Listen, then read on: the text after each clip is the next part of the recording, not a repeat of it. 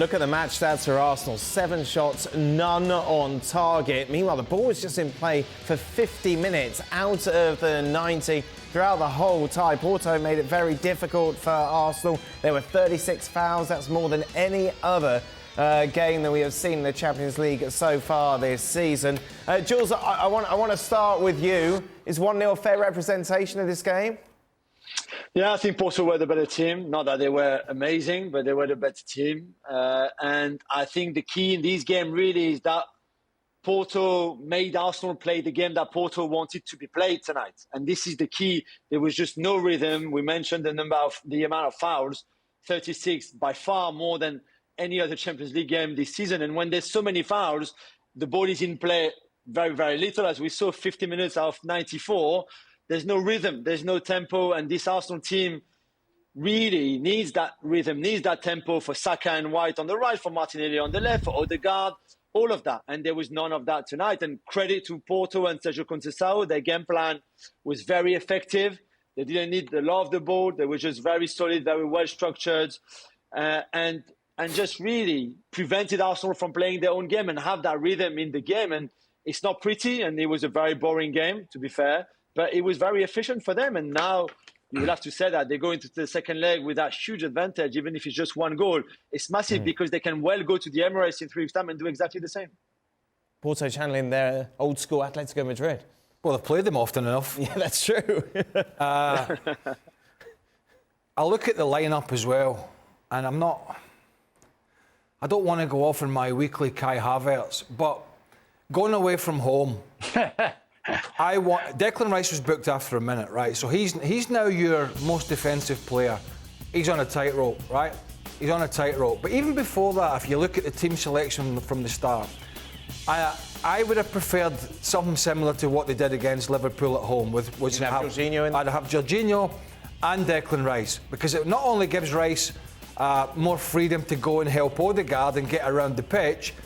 Obviously, hindsight's a wonderful thing, but it would have helped with that booking. But I think from the start, that would have helped as well. And so when you go away from that and it's more of an attacking midfield, which is fine.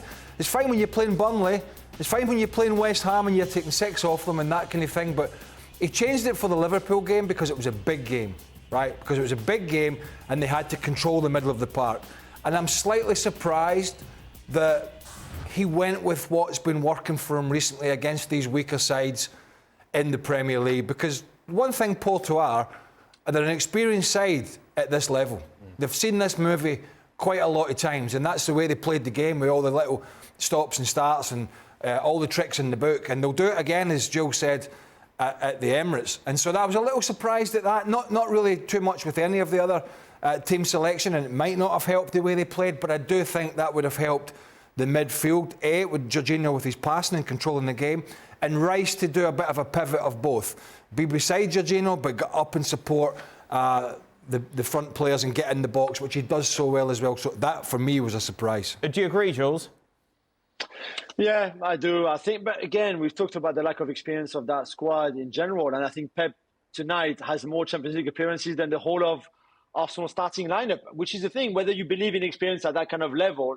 The ball that Martinelli gives away on the Galeno goal, before the shot, before we can discuss Raya's positioning, all of that, Martinelli should never try to play that pass forward.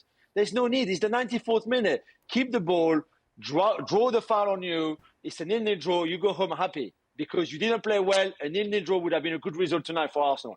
And yeah, Martinelli tried that pass. It's a hard pass.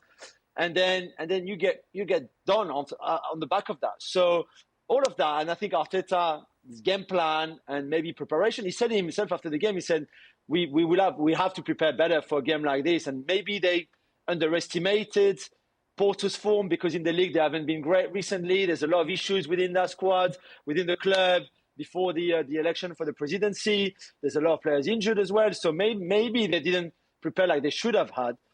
But the fact is that nobody from Arteta to the players were really at the level that we expected them to be tonight. What did you make of Craig's criticism of Raya, Frank? Is that fair? On Craig's what? Way of what? The Arsenal goalkeeper. Do you feel that someone with a bigger wingspan could have made the save? Yeah, no. when we see Galeno's goal from behind Galeno's, we can see the curve is very, very good and maybe hard for Raya and maybe many other goalkeepers to get it. I understand that Craig is not a big fan of Raya, but in that matter, I'm more with Jules where Martinelli should have kept the ball and nothing would have happened. You have also Gabriel's chance just before with a header that he could have scored. But you know what? My feeling is, Jules touched that a little bit. I think Arsenal, the coach and the players, subconsciously didn't prepare that game properly in the way that maybe they thought they were superior, and they are. I think they are superior at Porto, but you have to prove it. And it's a Champions League game. Conceição and the Porto players did what they had to do. The game plan was perfect. Even Pep, who's almost 41, was playing that. It was very easy for him to cope with all situations. And against a player like that, you have to put the pace. And I think Arsenal knows that they are better, knows that there are no much risks to take on that first leg, and will do the difference at the Emirates. And I think it's what's going to happen. But it's a warning. If you don't prepare, if you're not consciously aware of what you're going to face, you can be surprised. To me, I think that was savable. But what you get in one side of the field with them, you lose on the other. And that's something Arteta will have to deal with. It's not a huge mistake. It's not a huge glaring error or anything like that. It's a small detail. But it's a small detail at the moment that means they're chasing the second leg. Jules? For me, I mean, maybe the size matters, as you always say in England. I don't know why, but size matters. I do think maybe more is his positioning too advanced for me. And I said that watching the game. I agree with Craig and Kevin. I think that he's there because he has to be, because the instructions from the coaching staff, from Arteta, is that he has to be so advanced in case there's a cross coming. So for me, he's already anticipating the ball at some point going wide, a cross in the box, and he's there. And he's been caught before like that on crosses. He's also been quite efficient because that's the way they want him to be aggressive. But on that shot, maybe he's too aggressive already by being too advanced off his line. And for me, if he was a step back, he would have saved that shot. Well, nitpicking. Shaka's text. Shaka's text. Oh, he's okay, is he? He says, Raya too far off his line. Hitchcock is absolutely right, and he's still right now. They're still. Hold on. He didn't say Burley was right. Because you just read what Hitchcock messaged you. No, I didn't. He messaged me because I tweeted out. Yeah, but you said wingspan. You did. Remember wingspan? I told you when I started this. I told you when I started this segment when a goalkeeper and it was layman's. Right, layman's. So that was a layman's analysis of the goalkeeper. He's not going to get beat for pace from there, so should be closer to his line. Yeah. There we are. Hey, he'll put that down as a day now. Definitely, that's a usage. That's for sure. Let's play the percentage game then, Frank, again. 80-20? Oh, I can go for that. I think Porto is going to try to do the same. But at the Emirates and the way that I see Arsenal playing this season, I give almost no chance to Porto. 1-0 is not enough. And I think Arsenal is going to do the job. So, yeah, I go for 80-20. Yeah. Wow. Jules, I imagine you won't be as confident.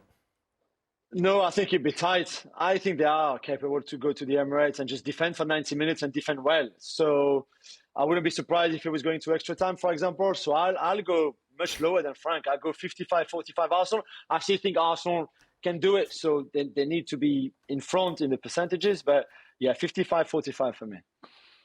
Shaka, what do you think? Oh, no. Yeah, close. I think close. The nous of this Portuguese, and Pepe still doing it at the back, 40 years old. Yeah. 60-40, big response needed from Arsenal, but 60-40 for them.